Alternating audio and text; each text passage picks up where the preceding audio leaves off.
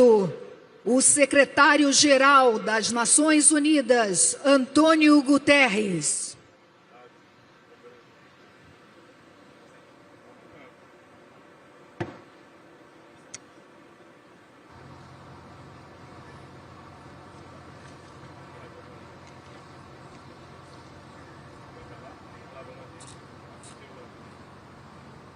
Excelências, Excellencies, agradeço ao Presidente Lula da Silva, ao Presidente da COP e ao Governo e ao povo do Brasil pela calorosa hospitalidade em Belém. Muito obrigado pela vossa liderança e firme compromisso com o multilateralismo no momento em que o nosso mundo está em jogo. Presidente Lula, you have called this the COP of truth. I could not agree more. And the hard truth is that we have failed to ensure we remain below 1.5 degrees. Science now tells us that a temporary overshoot between the 1.5 limit, starting at the latest in the early 2030s, is inevitable.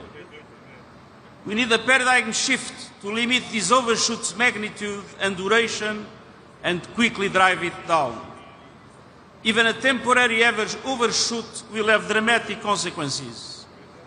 It could push ecosystems past irreversible tipping points, expose billions to unlivable conditions, and amplify threats to peace and security. Every fraction of a degree means more hunger, displacement, and loss, especially for those least responsible. This is moral failure and deadly negligence. Yes, the newly submitted nationally determined contributions represent progress, but they still fall short of what is needed. Even if fully implemented, they would put us on a pathway well above 2 degrees of global warming. Meanwhile, the climate crisis is accelerating. Record-breaking wildfires, deadly floods, superstorms, shattering lives, economies, and decades of progress. Last year, emissions reached another record high. And today, as we have seen, the World Meteorological Organization confirmed that the emissions continue to rise this year. Let us be clear, the 1.5 degrees limit is a red line for humanity. It must be kept within reach. And scientists also tell us that this is still possible.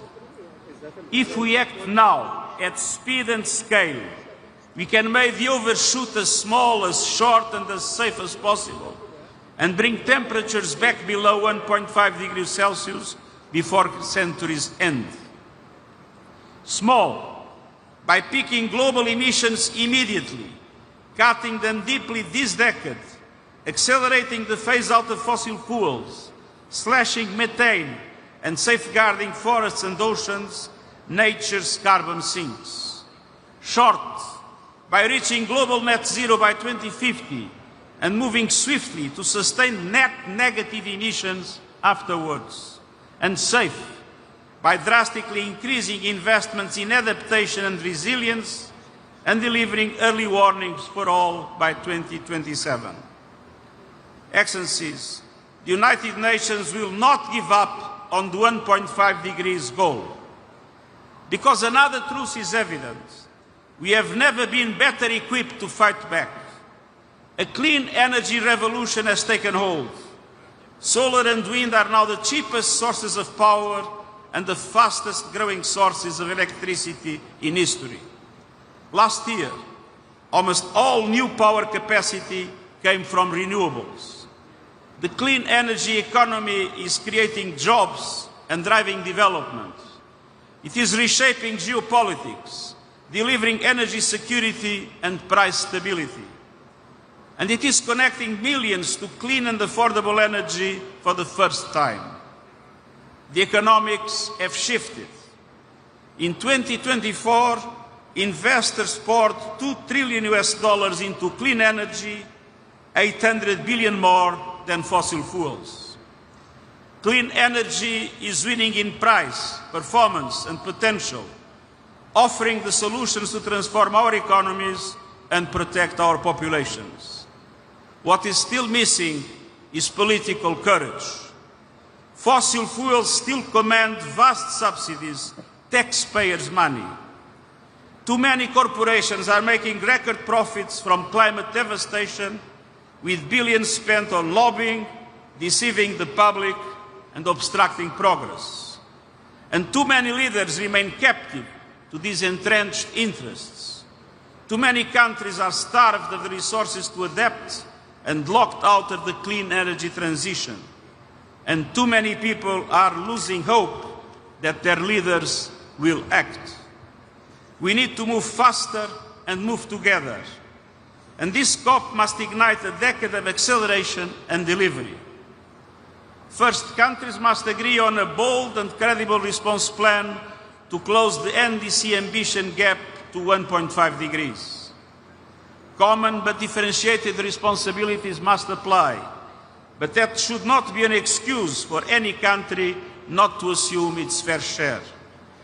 This means supercharging renewables, electrification, and energy efficiency, building modern grids and large-scale storage, halting and reversing deforestation by 2030, cutting methane emissions, and setting near-term 1.5-aligned coal phase-out schedules. I've consistently advocated against more coal plants or fossil fuel exploration and expansion. At COP28 in Dubai, countries committed to transition away from fossil fuels. No more greenwashing, no loopholes. We must turn that committing into action while supporting low and middle income developing countries that are highly dependent on fossil fuels. And we must also dismantle structural barriers and provide the conditions for developing countries to deliver and exceed their NDC commitments. Trade and investment policies must support climate ambition, not undermine it.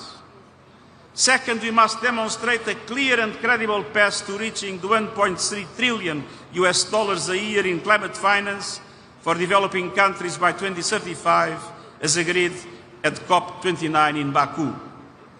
Developed countries must take the lead in mobilizing $300 billion annually, delivering affordable, predictable finance at the agreed scale. And all providers must show they will contribute to meeting the $300 billion and $1.3 trillion milestones.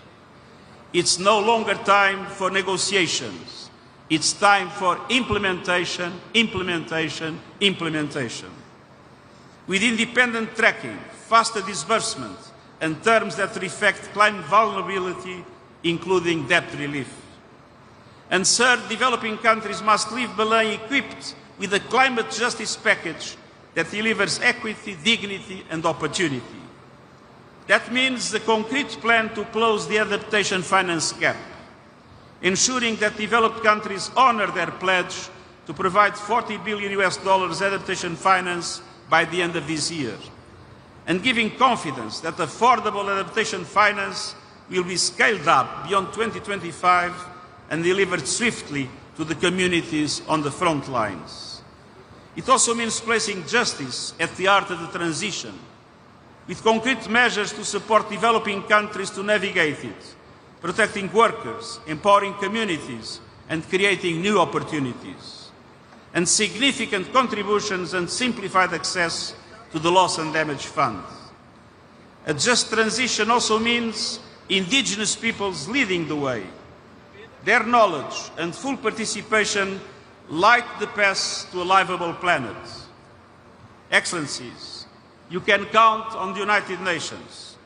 Through our climate promise, over 100 developing countries received support in the preparation of the new nationally determined contributions. I've directed the United Nations Development Programme to build on this architecture and work across the system to support developing countries during the implementation plan. The challenge is immense, but the choices are clear. No one can bargain with physics, but we can choose to lead or be led to ruin. Choose to make Belém the turning point, stand with science, stand for justice, stand for future generations, and I thank you.